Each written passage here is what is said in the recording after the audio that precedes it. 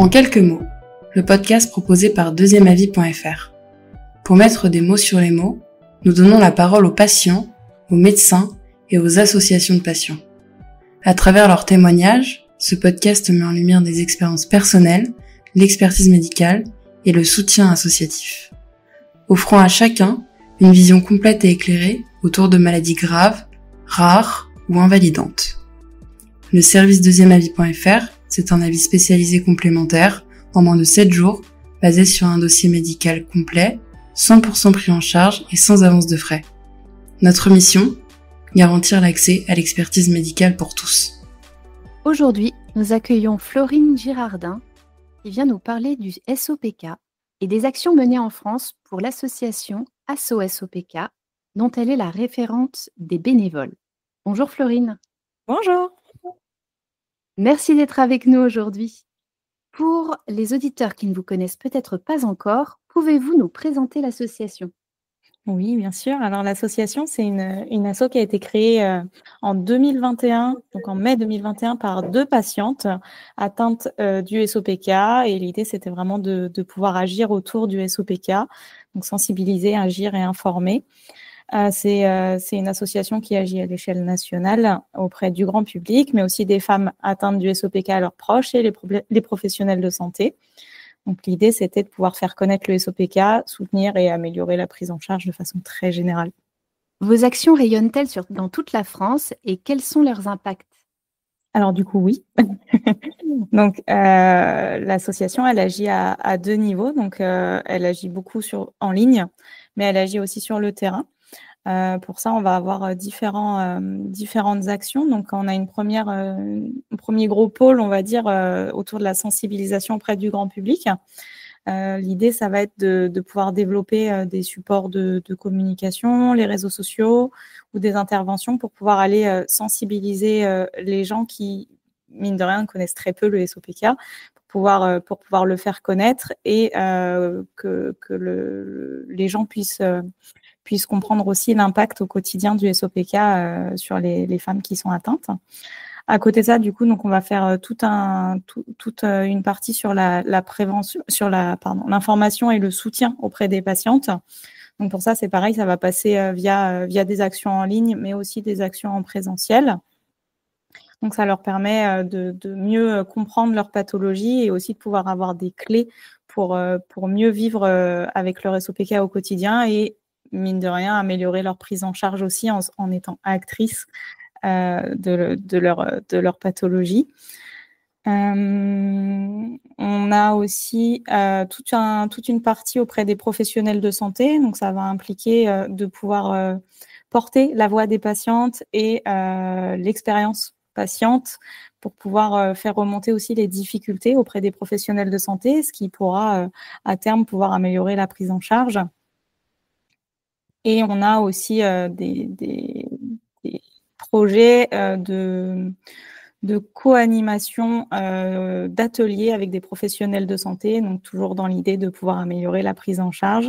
Et ça, c'est en cours, c'est un gros projet de cette année et de l'année prochaine au niveau de l'association. Donc, vous travaillez beaucoup main dans la main avec les professionnels de santé, les centres experts du SOPK. C'est ça, exactement. Comme on vient de le dire, il y a une forte collaboration entre l'association et les professionnels de santé. Pouvez-vous nous le développer et nous dire comment est-ce que ça s'organise ? Alors oui, donc déjà, on a un comité scientifique au sein de l'association donc, qui comprend, alors de mémoire, 2 endocrinologues et une gynécologue, ou l'inverse, je ne sais jamais. Mais dans tous les cas, c'est des professionnels de santé qui sont vraiment impliqués dans la prise en charge du SOPK. Ça nous permet d'avoir des relectures sur certains posts Instagram ou des articles, par exemple, ou d'autres projets qui impliquent d'avoir un regard professionnel et scientifique, on va dire. On peut aussi, c'est déjà arrivé qu'on les sollicite pour avoir des informations scientifiques qui sont valides et qui sont vérifiées. Par exemple, pour créer des posts ou des articles, encore une fois, et ça nous permet d'avoir des informations sur les différentes avancées, que ce soit la recherche, etc. On a une redescente d'informations, donc ça nous permet de pouvoir y accéder. C'est déjà arrivé très fréquemment que les professionnels de santé qui on collabore participent à nos différents projets tout au long de l'année. donc que ce soit en ligne ou en présentiel. On a donc certains professionnels de santé qui sont particulièrement impliqués dans la prise en charge et au-delà de la participation aux événements, on peut aussi les solliciter, mais c'est surtout la participation qui permet de faire des conférences, par exemple, des tables rondes, de pouvoir donner de l'information auprès des patientes en tant que professionnels de santé. Et ça, ça permet d'avoir vraiment une qualité d'information qui est fournie aux patientes et qui est vraiment très, très riche. Et auprès des autres professionnels de santé qui sont parfois moins sensibilisés au SOPK, ça permet aussi, via le vécu des patientes qu'on peut transmettre, pouvoir sensibiliser aux besoins et aux difficultés donc, des femmes qui sont atteintes. Et l'idée, encore une fois, c'est d'améliorer la prise en charge. Donc, ça nous est déjà arrivé de participer à des congrès ou des symposiums et de pouvoir représenter la voix des patientes autour de tables rondes, par exemple. Et puis, comme je le disais juste avant, on a un gros projet de création d'ateliers d'ETP, donc d'éducation thérapeutique du patient, dans l'année qui vient là. Et c'est vraiment un très, très gros projet et qui nous tient vraiment très, très à cœur parce que ça sera les premiers vrais ateliers ETP qui seront créés en France pour le SOPK. Et ça, c'est vraiment un très, très gros progrès dans la prise en charge du SOPK. Et c'est très, très enrichissant. Donc ça va être très, très chouette comme projet. Donc, vous disiez à partir de quand? Alors, c'est en cours. On est en train de mettre en place la partie formation, que ce soit de l'association et en collaboration donc, avec les professionnels de santé. Donc, c'est en train de se coordonner. Donc, ça va se faire dans le courant de l'année 2025. Comment accompagnez-vous concrètement les patientes atteintes de SOPK? Pouvez-vous nous parler des actions principales que vous menez tout au long de l'année? Alors, donc comme je le disais, on a des actions qui sont à la fois en ligne et en présentiel, donc sur le terrain. Donc, ça peut aller des réseaux sociaux. Donc, on est très, très actifs sur Instagram où on partage beaucoup d'informations, mais aussi des témoignages, des pistes pour mieux vivre avec son SOPK. Donc, il y a le site internet, on a les réseaux sociaux, on a aussi le forum du SOPK. Donc, c'est une action physique. C'est une journée qu'on organise tous les ans, présentielle. Toute la partie soutien, elle va plus être faite. Alors, forcément, il y a de l'écoute. On est très sollicité sur les réseaux sociaux ou via le site internet. Donc, on va pouvoir vraiment écouter alors, on peut difficilement rediriger vers des professionnels de santé. C'est vraiment une très grosse demande, mais pour autant, on va pouvoir quand même écouter les femmes qui vivent difficilement avec leur SOPK, donc par mail par exemple. Et on organise des rencontres donc en présentiel très très régulièrement tout au long de l'année. Donc ça permet d'avoir un espace d'échange, d'écoute bienveillant. Donc c'est en petits groupes en général, c'est assez convivial et l'idée c'est vraiment de pouvoir échanger sur son quotidien dans un cadre bienveillant et ça permet aussi de ne pas se sentir seul et ça fait du bien. Et à côté de ça, donc on a toute une partie accompagnement donc autour de la prise en charge, donc qui va être pluridisciplinaire dans le cadre du SOPK. Donc on a déjà organisé des ateliers bien-être, on propose des recettes, des choses comme ça pour adapter l'alimentation par exemple. Et puis on a des partenariats au sein de l'association, dont Deuxième Avis, qui permettent aussi de pouvoir aller accompagner pour la partie prise en charge, sans forcément, comme on disait, pouvoir donner des noms de professionnels, mais ça permet aussi de pouvoir faire de proposer d'autres pistes, en tout cas. Dans ce cadre-là, avec tout ce qu'on fait tout au long de l'année, on a certains projets un peu plus récurrents qu'on peut avoir d'une année à l'autre et qui sont vraiment d'une plus grande ampleur, on va dire. On a certaines actions qui sont vraiment très ponctuelles et on a d'autres actions qui sont un peu plus régulières. Donc, on a, comme je le disais tout à l'heure, l'organisation donc, du forum du SOPK. C'est vraiment notre gros projet annuel au sein de l'association. Donc, c'est une journée en présentiel qui est à destination des patientes et qui comprend donc des tables rondes, des ateliers, des conférences avec des professionnels de santé et des professionnels du bien-être. Et l'idée, c'est vraiment de pouvoir avoir des clés, mais sur une journée, c'est une mine d'informations. Et puis, il y a vraiment ce côté communauté aussi. Cette année, on avait plus d'une centaine de personnes qui étaient regroupées sur cette journée-là. Donc de patientes pour pouvoir s'informer et ça c'était très très chouette. Donc c'est la 2e édition cette année. En septembre on a le mois de sensibilisation du SOPK, donc c'est la journée internationale Donc, tout au long du mois, donc on organise le forum en général à ce moment-là, mais tout au long du mois, on mène aussi une campagne de sensibilisation autour du SOPK, donc sur les réseaux, les médias. L'idée, c'est de faire du bruit et de pouvoir parler le plus possible du SOPK pour justement le faire connaître. Tout au long de l'année, on a aussi, donc, alors une fois dans l'année, le webinaire ou des lives qu'on enregistre régulièrement avec des professionnels pour pouvoir approfondir certains sujets. Et on a aussi un podcast.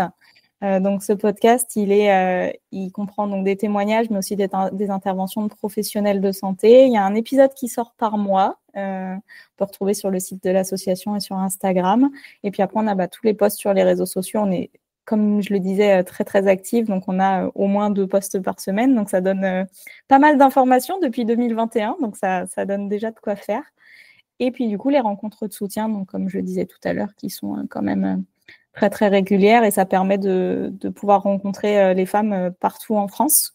Et ça, c'est très très chouette justement pour pouvoir se rencontrer.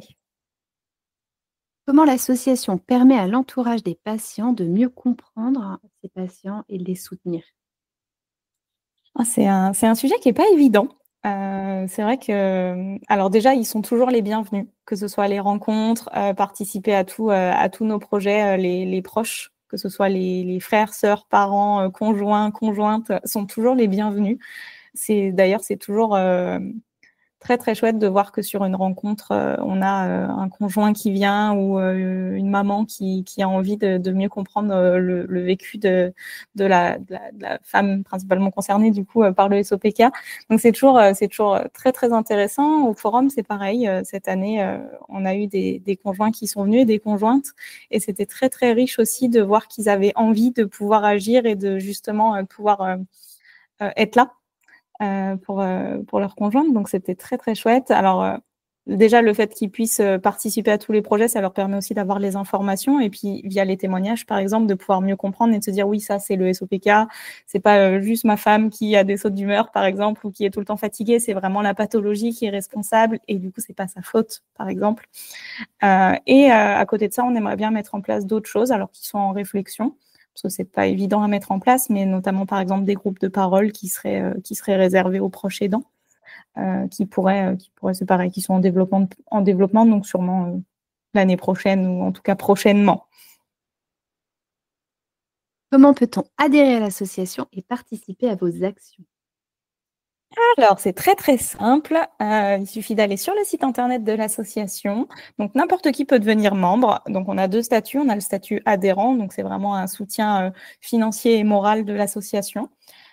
C'est pour la modique somme de 15 €. On peut donc devenir adhérent. Ça permet de pouvoir avoir déjà des petits avantages en tant qu'adhérent, notamment d'avoir les replays des webinaires qui sont offerts, d'avoir une priorité d'inscription ou de la gratuité aux événements, l'accès à des ateliers bien-être en distanciel ou en présentiel, par exemple, qui peuvent être mis en place, et de participer à l'Assemblée générale et de pouvoir voter. Donc, ça permet aussi d'avoir une voix au sein de l'association, et ça, c'est aussi important.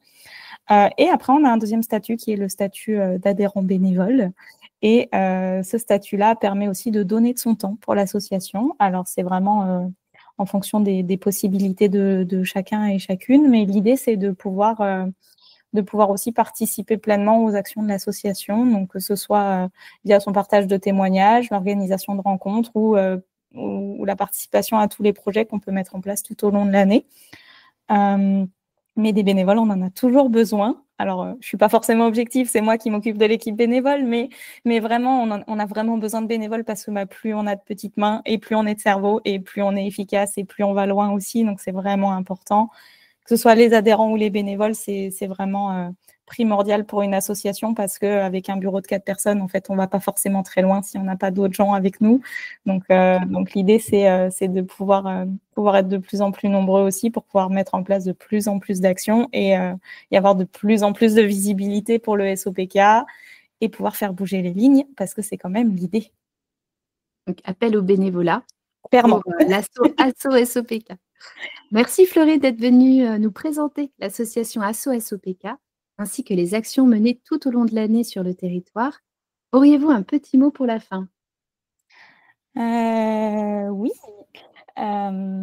C'est vraiment un petit message d'espoir qu'on a au niveau de l'association. C'est aussi pour ça qu'on s'engage au quotidien. L'idée, c'est d'améliorer le vécu et la prise en charge pour que les femmes ne se retrouvent plus dans des situations que nous, on a pu vivre, qui n'étaient pas forcément très, très positives.